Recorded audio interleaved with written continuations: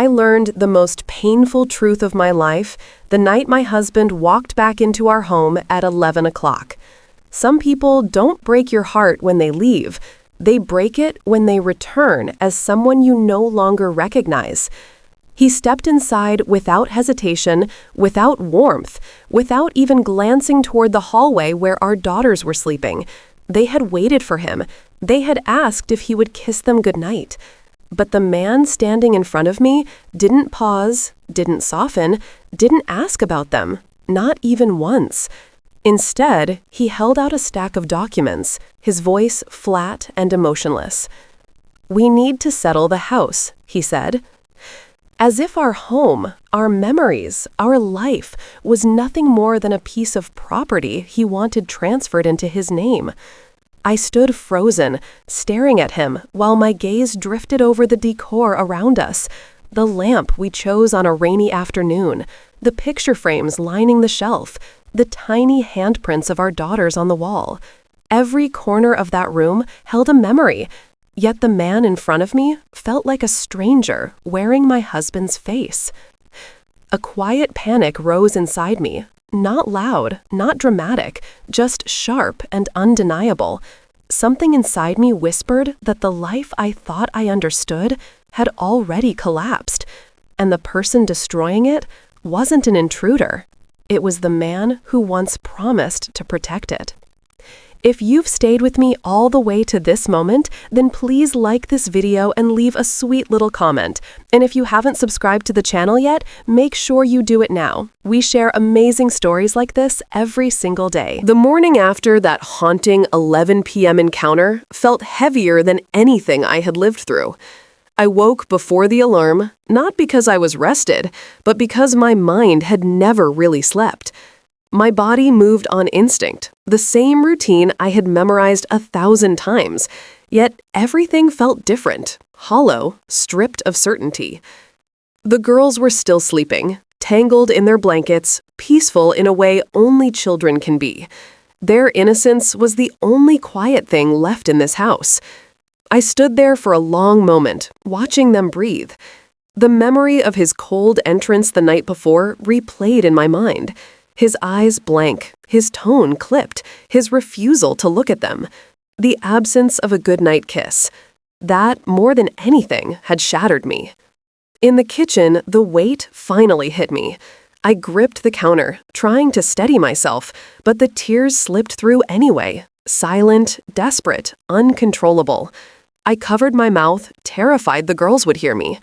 I sank to the floor and let the pain drain out in soundless waves. I'm breaking, I thought. I'm really breaking. When the girls woke, I forced myself to rise. Breakfast, hair ties, backpacks, forced smiles. The routine kept me from dissolving. My brother-in-law arrived mid-morning, instantly sensing the shift in the air. He handed me a grocery bag, but his eyes were on my face. "What happened last night?" he asked gently. I didn't know where to begin, so I handed him the envelope.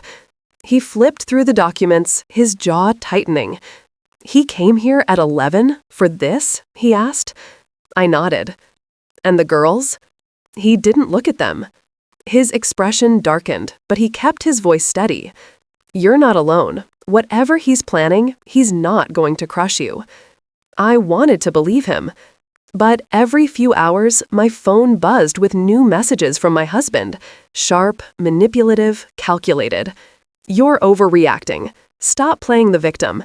Just sign the papers. The house isn't yours. Don't make this ugly." Each one chipped away at my strength. By afternoon, exhaustion wrapped itself around me like a second skin.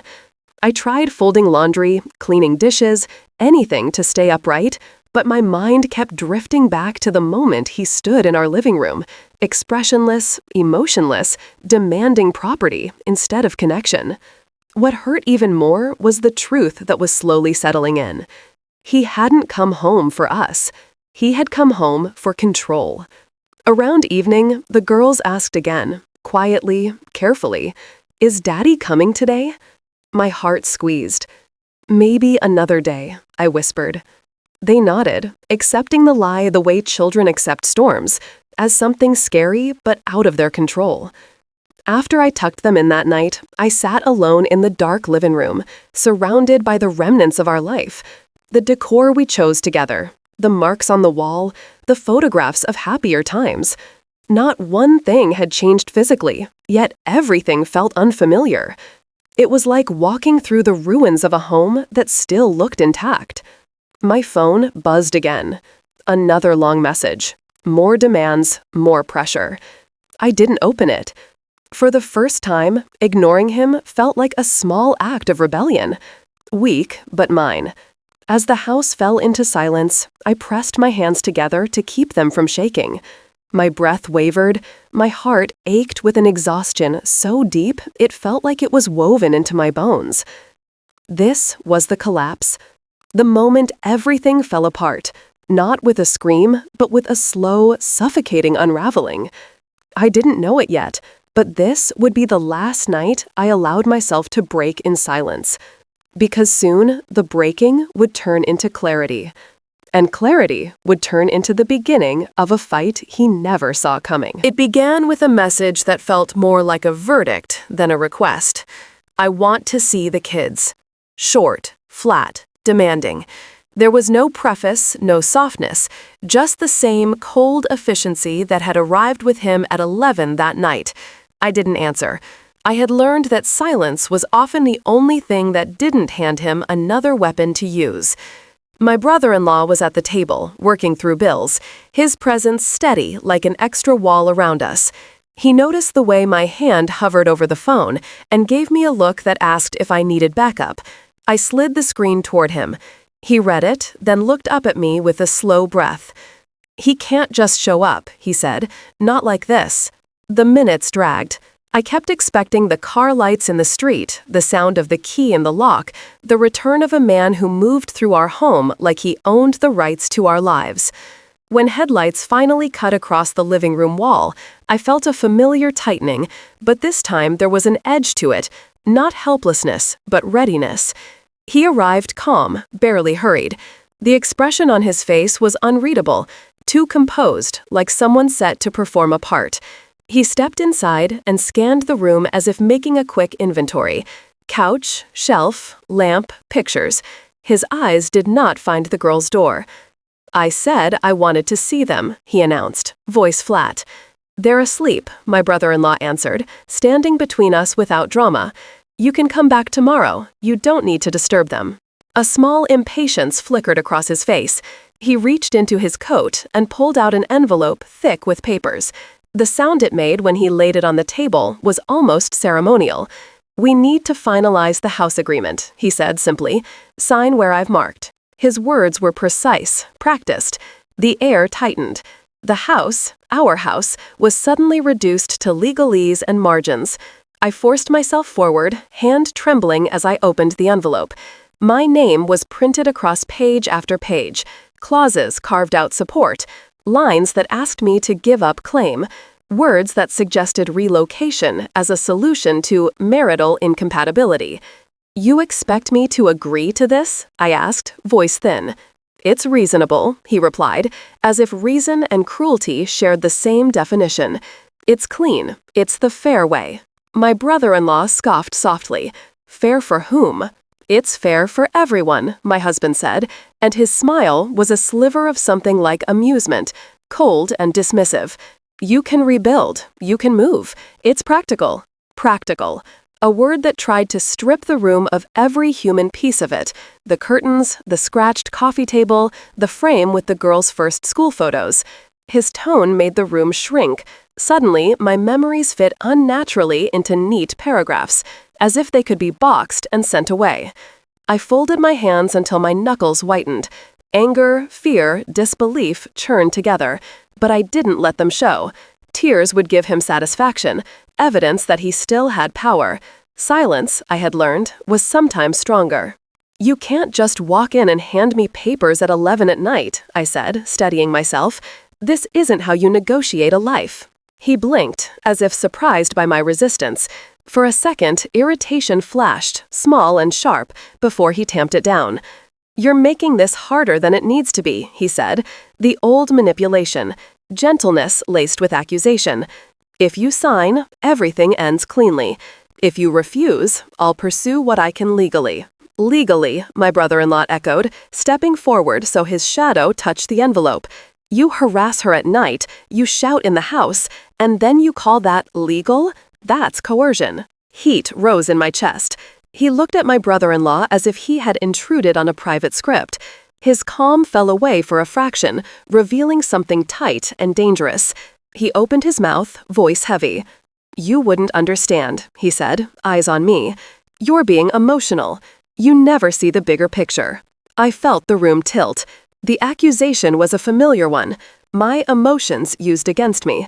It was how he'd always tried to rewrite blame, reshape the narrative so I'd look unstable, unreasonable. Stop twisting this, I whispered. You can't make our children part of your bargaining chip. His jaw hardened. For a second, his stare felt like it could cut glass.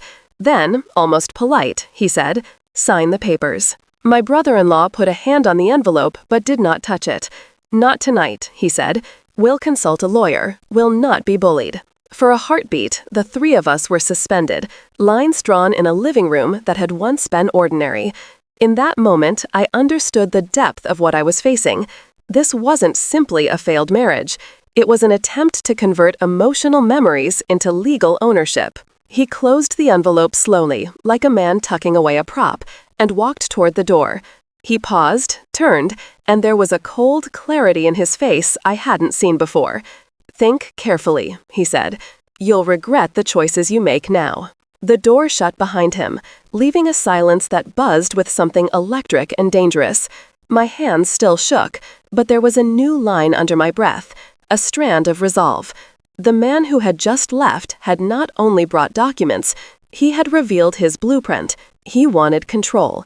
He wanted the house. He wanted to erase the life we had built. And for the first time, I understood that standing still would be giving him exactly what he wanted. He didn't stay gone for long. 2 days after the confrontation, just as I began to breathe again, I heard his footsteps on the porch, fast, heavy, determined. My brother-in-law and I exchanged a glance. We both felt it. Something in the air was wrong.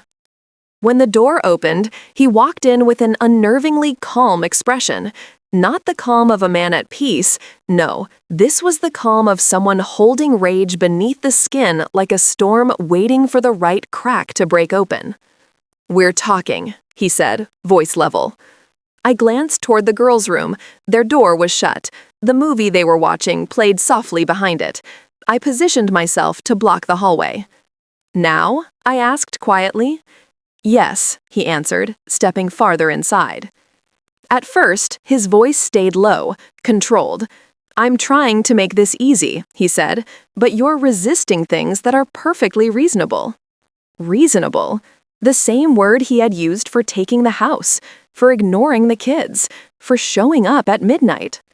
I stood silent, refusing to give him emotional fuel. That silence, ironically, was what cracked him. His jaw clenched, his shoulders tightened.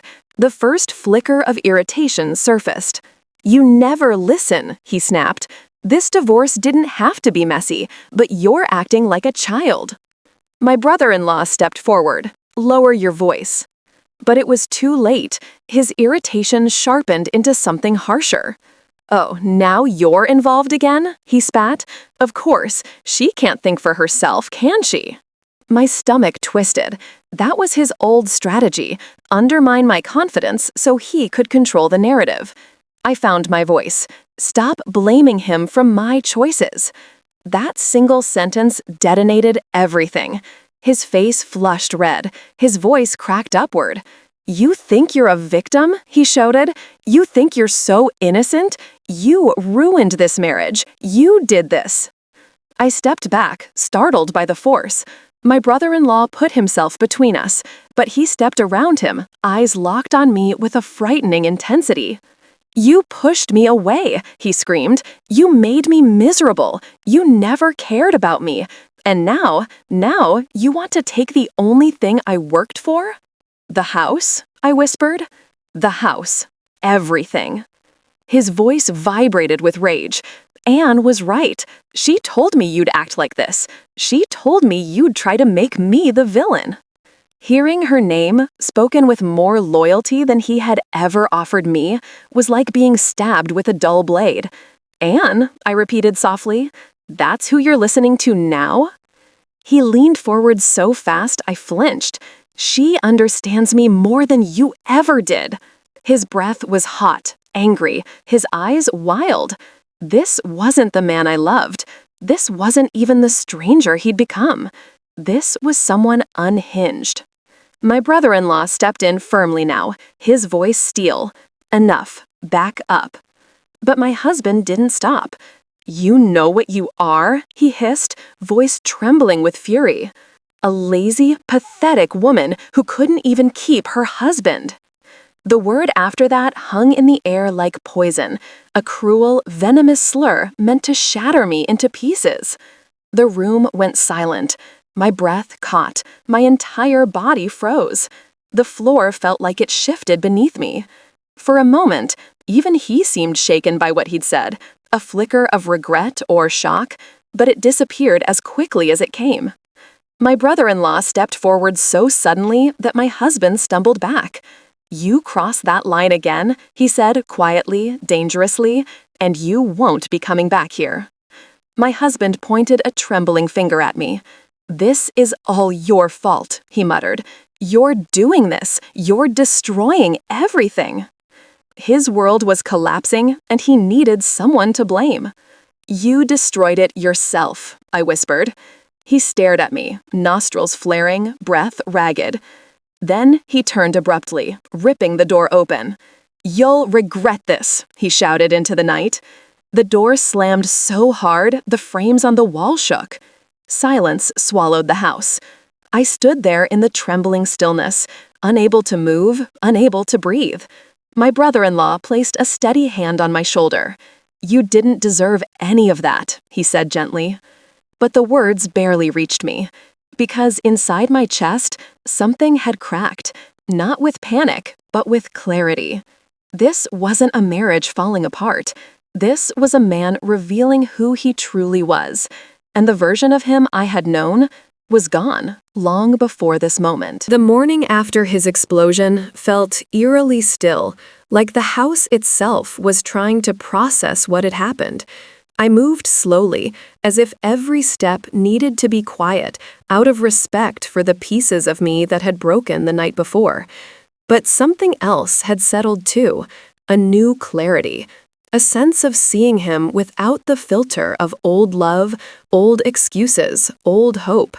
For the first time, I wasn't confused. I wasn't wondering what I had done wrong. I wasn't replaying conversations, trying to understand his anger. I finally understood something simple and devastating.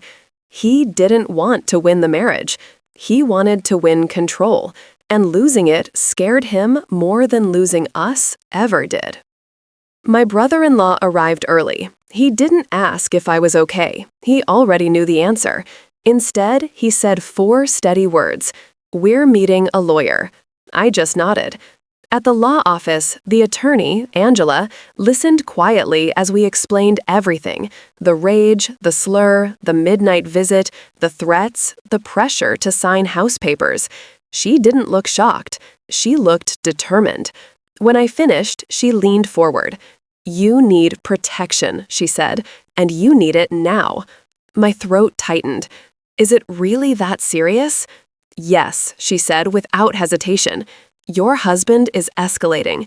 He is unstable when challenged. His demands for the house are unreasonable. And him shouting insults in front of your children? Unacceptable. Tears prickled, not from sadness, but relief. Validation. For months, he made me feel dramatic, emotional, irrational. Now, someone was giving those feelings shape, meaning, legitimacy. What do? I whispered. Angela opened a folder. We file for temporary custody protection. You will stay in the house, the children will not be uprooted, and all communication from him must come through me. A breath escaped me, a breath I didn't realize I'd been suffocating inside. "You're not powerless," she said. "He just counted on you believing you were." That afternoon, after school pickup and snacks, my phone buzzed. His name lit up on the screen. The same pattern of frantic messages. "We need to talk. You're twisting everything. Stop involving my family. You're making a fool of yourself. Sign the papers." My heart still jumped, old reflex, but the fear didn't bloom the way it used to. Instead, there was distance, a layer of protection built from truth, clarity, and legal backing. I didn't open the messages. I forwarded them to Angela, then turned my phone face down. That tiny choice, refusing to absorb his words, felt like the first real act of power I'd had in months. My brother-in-law stepped into the kitchen, reading me easily. "He's spiraling," he said. "I know. And you're not." I looked up, surprised by the strength in his voice. "You're steadier than you think," he said.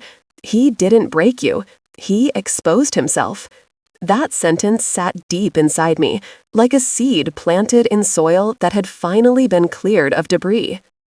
When evening came, the girls sat with me in the living room, coloring quietly.